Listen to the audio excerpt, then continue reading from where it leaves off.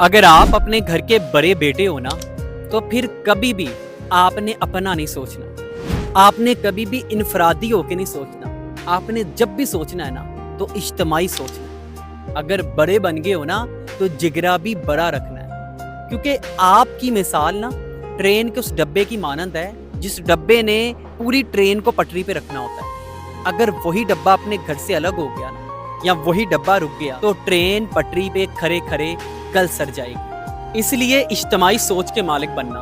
और मेरा मानना तो ये है कि घर की तामीर व तरक्की में बाप से ज़्यादा किरदार बड़े भाई का होता है, क्योंकि जब बड़े भाई पे जवानी आती है ना, तो बाप तब तक बूढ़ा हो चुका होता है। तो अगर तुम बड़े भाई हो ना, तो इज्तिमाई सोच के मालिक बनना, अपने जिगरे को बड़ा रखना, और सबसे ज़रूरी बात, किसी से सिले की उम्मीद ना रखना। तुम्हारा सिला तुम्हें अल्लाह की ज़ात देगी।